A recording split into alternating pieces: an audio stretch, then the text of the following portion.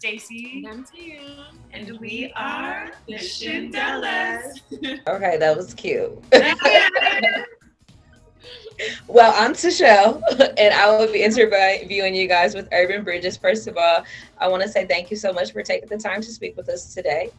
And we want to jump right into it. So how excited are you guys that Hits That Stick Like Grits is out?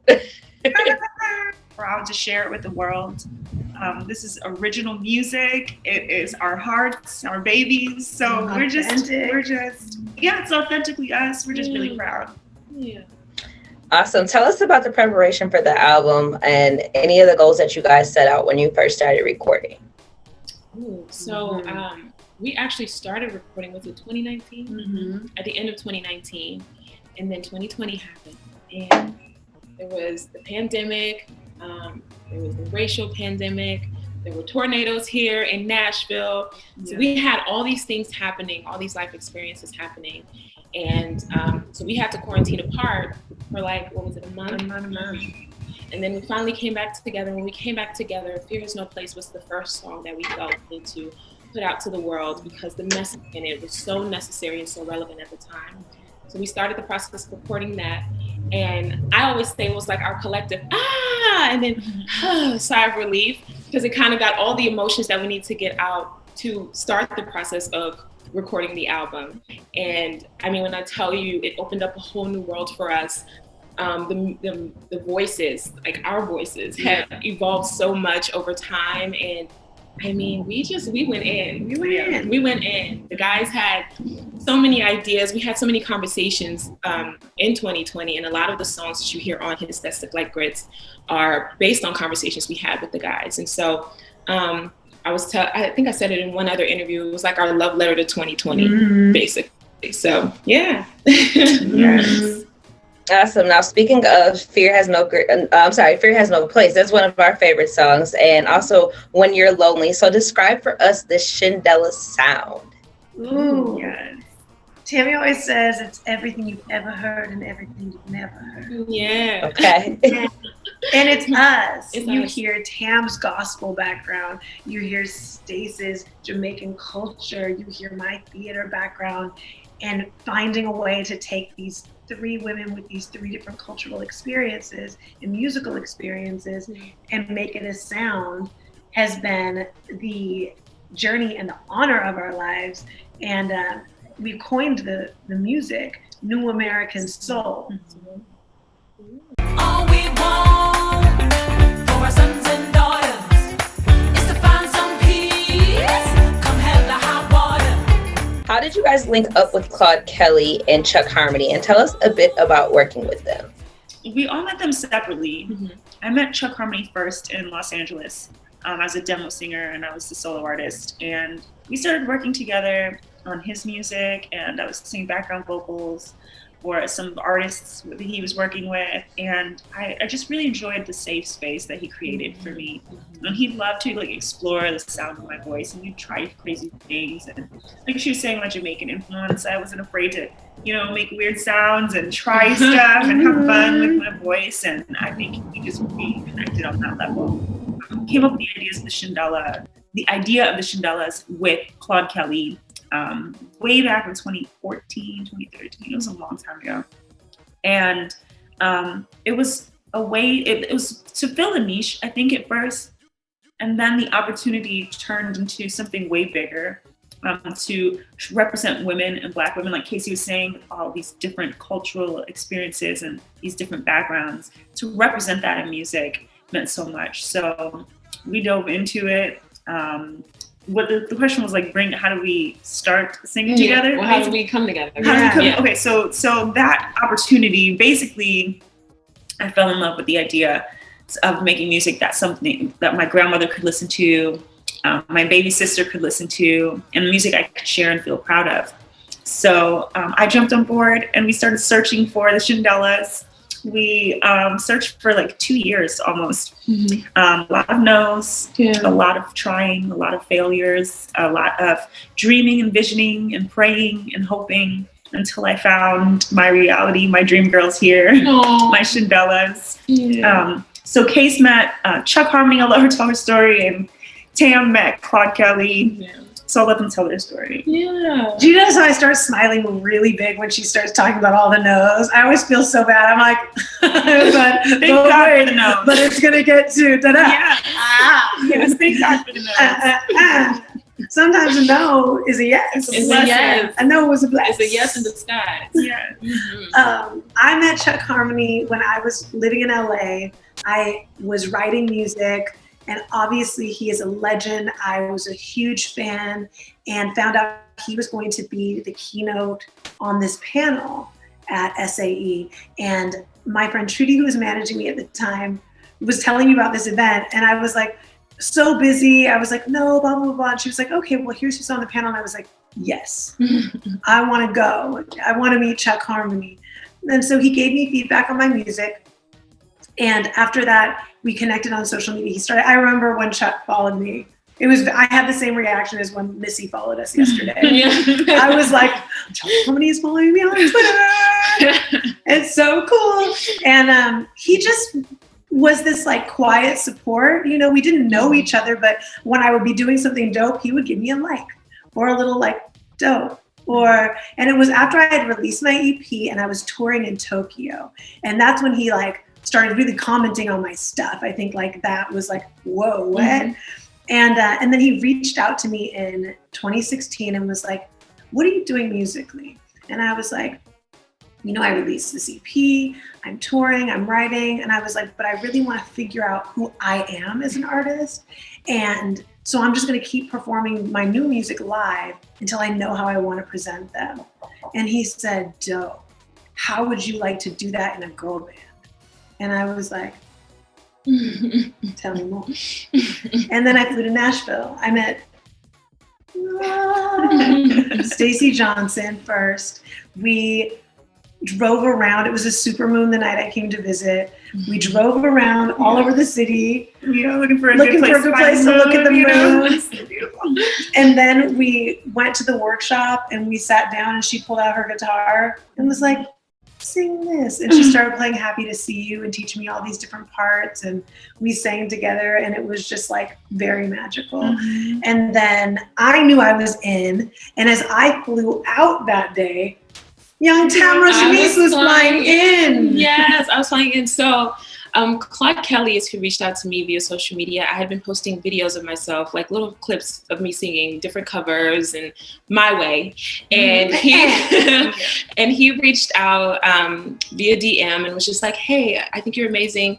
Me and my business partner, Chuck Harmony, are working on something really special and we'd love for you to be a part. What are you doing musically? And so we had a conversation, a conference call actually with the Weirdo Workshop team. They then flew me out to Nashville. I got a chance to meet Stace. I heard some incredible music. I heard their vision and their mission for the Shindellas. And I was absolutely sold on the entire idea. And then of course I fell in love with Stace. I mean, who isn't going to love Stace? But I hadn't met Case yet. So, but I went back to Texas. I knew before I went back that I was going to, I had to get here. So went back home, packed up my things, drove the 10 hours from Dallas to move here. And then maybe fast forward to, when did I meet you? February. It was like a month later. A month later, we met on Super Bowl Sunday. All three of us were actually in the same room on that specific day. And it was like lightning in a bottle. Yeah. I mean, literally everything that I could have imagined or dreamed of was like literally in front of me. So. Oh my gosh. It was divine, honestly. This whole thing has been so divine.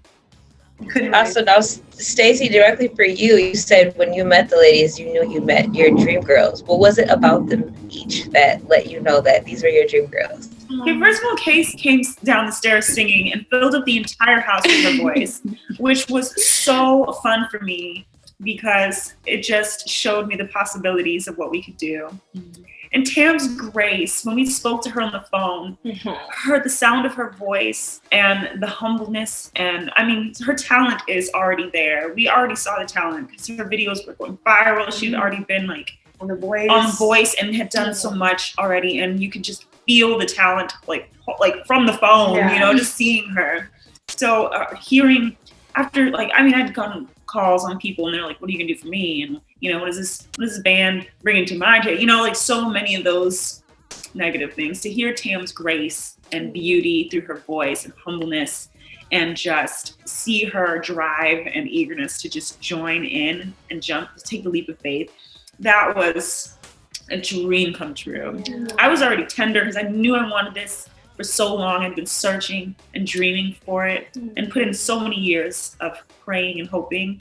So to have these women come with things that I couldn't have thought of, like empathy and their character and values and morals, their upbringing, the way they love their family and their mothers, the way they have so much grace and like understanding for women, and they see me and like love me for who I am, pull the best out of me. Like I couldn't have prayed for it. I didn't pray for it. I prayed for the talent and beauty and height, and God was giving me so much more. Yeah. So yes, my dream girls came true. Yeah.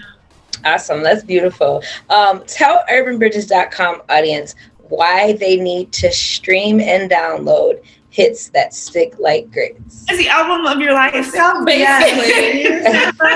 It's going to give you what you didn't know you needed, because it gave us that feeling. It gave us everything. Does. Yeah. Every time we hear it, I'm Shindoed every time. And Shindo is actually what we are named after. It's a made-up word that we use in the studio. It's that feeling you get when you're overwhelmed with emotion and you're excited and you're inspired. You get chills up your spine and goosebumps. That's what we define as a shindo, and that's what we're named after, the ladies who bring the shindos, the chills. Yeah. Okay. And so every time we hear this record, it's a shindo for us. We did a whole listening tour. I think we did how many cities? Like five cities. 5 cities. We did it was Memphis, Atlanta, Nashville, Dallas. Yeah, we went all these places and presented our album to people, and they received it so well. But on the other side of that, we were just like, yo, this album is crazy. Like every time we heard it, it was like, yo, it's like hearing it for the first time. So we're excited. Listen to it because you're going to go on a journey. You're going to change. You're going to feel again. It's a gift. And so receiving this kind of gift is just, it can only be a blessing. Yes. Listen to it, urbanbridges.com audience. Yeah. Because you deserve nice things. You deserve nice things. Nice things and nice packages. Hello. We want you to be a part of an abundance. Okay. Yes. We want you to be a part of an abundance lifestyle. Okay. All right, ladies. Okay, so when did each of you know that you could sing and actually want to do it for a career? Oh my God. I knew I could sing. So I got my start in the church. My mom's side of the family was super musical. My mom was a minister. So I basically grew up in the pew. And at 7 years old, I had my first public performance. It was a duet with my cousin. And it was the reaction of the people that really was just like, wow, like they really like what I have. I have a gift, clearly. And so I knew pretty early on that I wanted to do this for the rest of my life. I didn't know how it was going to unfold. I didn't know in what arena I was going to be in, but I knew that this was something that I was going to do for the rest of my life. And so, I knew when I met a family in Chicago who owns a production studio, a production company called Joy Art Music.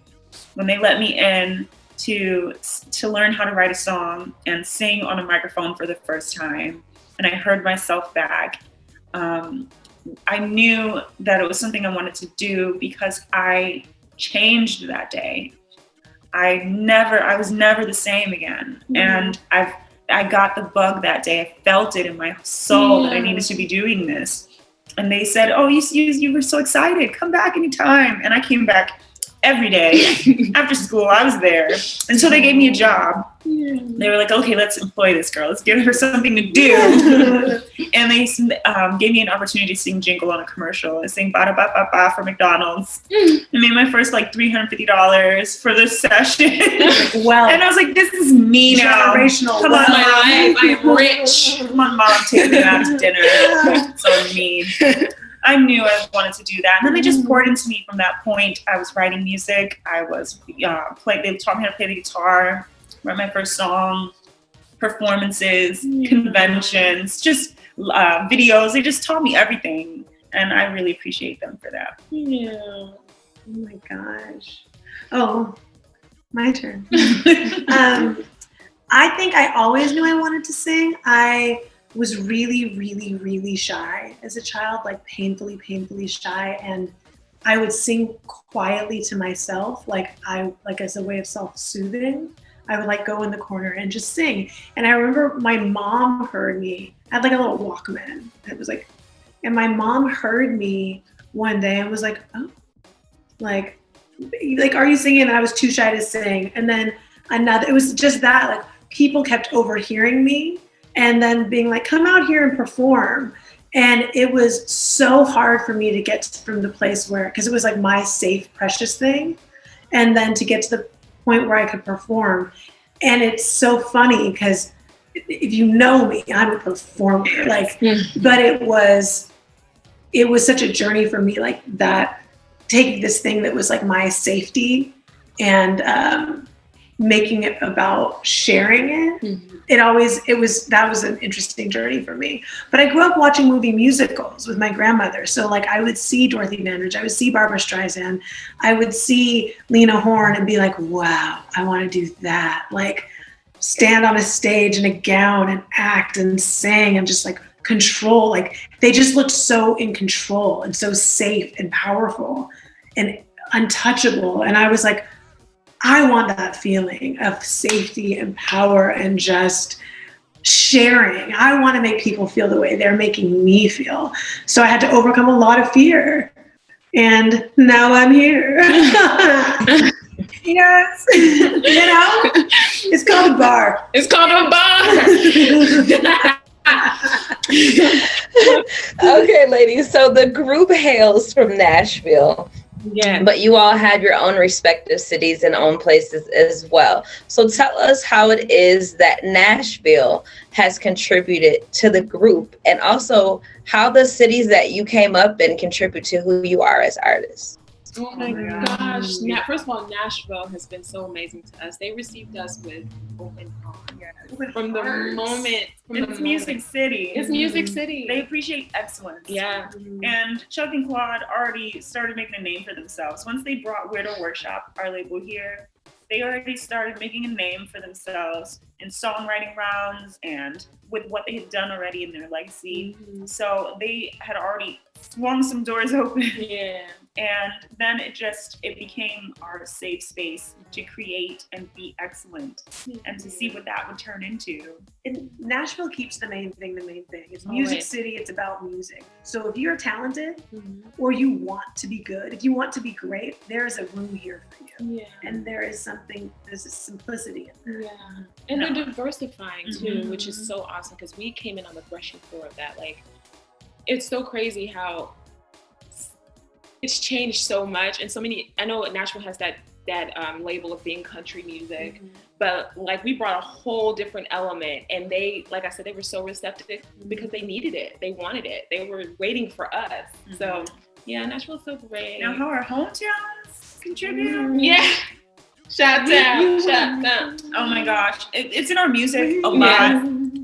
When You're Lonely I feel like it's a Chicago stepping song. It is. That's actually how I first started my solo career. Is I wrote a stepping song in Chicago, and they have a huge stepping scene. So it definitely has that feel, and we brought it back home for a listening tour, and they loved it so much. So they were always just like super supportive, always like top cities, you know, our cities are always like the top cities, showing us love and encouraging us and supporting us this whole time. Yeah. Man, it's so crazy. And we're in Texas, like it's like 60 miles south of Houston. That's where I was raised, super country, and I was raised super Baptist. So I know that what I bring to the table has a whole lot to do with that gospel background. Like what you can hear that in a lot of the songs. And you know, Warden is just, you know, it's a special place. It's weird. Fish and spaghetti. Catfish and spaghetti. That's how country is. That is how country, I'm telling you. But it's fire, and it definitely was the best place that I could have been raised because it cultivated my gift as a person. So. Is Catfish and spaghetti country? Yes. What? Oh, because we eat that. Wait, where are you guys at? I'm from Minnesota. I'm in Vegas right now, but I'm from Minnesota, and I eat catfish and spaghetti. I'm telling you, it was a Southern thing. I don't know where it originated from, because there was a whole debate, a whole thread on Twitter about it, and people were like, "Who eats catfish with spaghetti?" And I was like, That's the only way to eat it. Only way to eat it. I've never had I've catfish never spaghetti, even but I tried cannot wait for the opportunity. "Yeah, I got my spaghetti with meatballs. I don't know about the catfish. So But and then you gotta add your coleslaw too. And then you really gotta go it. Good to me. It sounds it's so delicious. good. It's delicious." There's no I said there's no country food that's not good, and I remember chitlins. Chitlins is disgusting. No, we're not And even. then everything else is Let's just not you even. can't go Let's wrong. not even talk about it. Okay. Mm-mm. Dang. Oh, I was like, I have a question. Your How our city. cities affected? Yeah. So I always say I'm from Seattle, but I'm actually from Bellevue, Washington. And it's basically the suburbs. It's like cute now, it's grown a lot. But when I was growing up, it was like kind of the woods and kind of the suburbs. And I'm from the West Coast. You know what I mean? The best coast. Baby, And baby. so Wait, no, that's the East Coast. but still, that was a very West Coast sentiment, you know, when he said that. Yeah, it was. You hear it like, and I love that Chuck and I share this deep connection to 90s West Coast hip hop, because you hear it in the intro, you hear it in Fear, you hear it in like my delivery of stuff, which is so funny because I'm from the suburbs, but and when I lived in LA, I worked with a lot of rappers. Like I wrote with the like C Nice and Roosevelt and like all of these Day One, all of these West Coast indie rappers. So that's a part of who I am, and people don't know that about me, but it's She's so ghetto. Listen. She comes in Ghetto real hard on the fabulous. music, man. I love it. We got him. Yeah, we got him. Yeah. You want some? Yeah. That's Casey real. Jones. But it's also my way of letting people know from the top of the album, don't come for my girls. Yes. Here we are. You know. Just don't do it. Because we're cute. We look real soft, but this is not that kind of party. It's heavy duty. It's heavy Don't get it twisted. duty. You know? Oh my God. I grew up in the 90s in Seattle. It was garage bands. It was Nirvana and Pearl Jam. It was like this rawness. Everyone was making music in their garages. Everyone was trying to find ways to make beats, recording themselves, like hitting trash cans and stuff. Like it's so creative up there. It's so free. You can't be surrounded by that much natural beauty and not just have a way to connect to a different type of freedom, an organic freedom that's easy to forget about. And so I have that in me, that just, let's try it. Let's try something different. Let's get weird. Let's get weird. We all have that. Yeah. Like, let's get weird. Let's make some sounds. What if we do that? Like when we're recording too, like when we record our block vocals, we record all together in a circle. We have our own mics, but we don't go in and stack on top of each other. We go in together and we record it and with the blend right. And when we're in there, we're lucky that we're talented enough and work hard enough at it that we can choose whose style are we locking in for this song. Or sometimes it's like none of it feels right. So like, what instrument do you want to be today? Are we a horn? Are we a bass? And what are we? Like let's be percussions. And so we get to have fun. Yeah. You can hear it. You can hear it. You can hear it on the record. All right, ladies, who are some artists that you all admire and why? Man. We have a Mount Rushmore of girl bands. Yes. Okay. We have the Supremes. We have the Clark sisters. We have the Andrews sisters. And what's the last one? The Pointer The Sisters. Pointer Sisters. Okay. That's just a start. That's just a That start. gives- But there's so many. There's so And many. Vogue, And the Vogue. Bells, Yes. SWV. SWV, Yes. TLC, Yes. Anita Baker. Aretha Franklin. Mariah Carey, Mary J. Whitney Blige. Houston. It keeps going. I mean, it just keeps It's going. crazy. Anybody who's unapologetically themselves. I said I wanted to sound like Mavis Yeah. on the album. I told the guys that way back in 2019. I was like, please let me sound like Mavis. I want to sound like Mavis. And they got me sounding like Mavis on Money. And I love it so much. I can't wait for her to hear it. And just be like, okay, baby. Hey, sugar. You know, like I can't. What are your ladies' goals in the next 5 years for the Shindellas? World domination. Big team. International. You right about household it. name, Speak international about it, brand. I'm Jones. just gonna tell my truth. Tell 'em, My truth Jones. is, I know who I'm sitting next to. I know the gifts that these women carry within them, aside from their voices. And I know that we can do anything. Whatever we want to do, we can do. So I want to do all of it. Everything. And we call ourselves Mavericks Beyond Music. So there's so much in store. Yeah. Obviously, So- international tour. Yes. Once the world opens. International tour, absolutely. Mhm. That's Yes. first on the list. What else? I mean, we've got like, you know, Broadway. We got some. We call residencies in places that we like to be. Some acting, some hosting, Some community outreach stuff. Community, Like, oh my some gosh, empowering of those who don't feel seen or safe. Yeah. Yes. Philanthropy all day. Yeah, there's a lot that, and we're already starting a lot of it. You know, we filmed our first movie. We were so blessed that Kathy Lee Gifford, who we met down here in Franklin, has been working on her passion project since she left the Today Show, and asked us to be a part of it. Asked us to. It's a musical, and she asked us to be a part of it, and she really saved us during quarantine because we had lost all of our gigs. We were like, and so we got to do a little acting. We was cute or whatever. It was real cute. It's supposed to be coming out really, really soon. We're really excited about it. They're in the final phases. So, I mean, yeah, it's all happening. Everything is happening. We have a women's event that we host called And So We Love.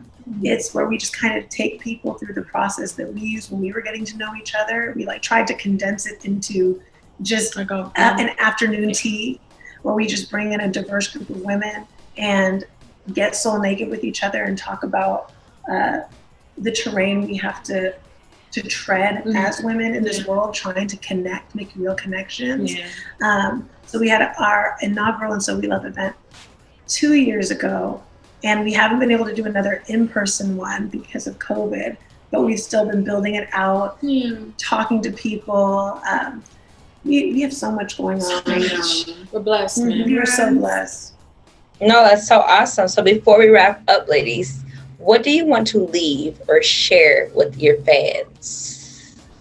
We have a mantra, and it is, you are allowed to be yourself without fear. That's all we got. That's all we got. That's all you need, actually. No, for real.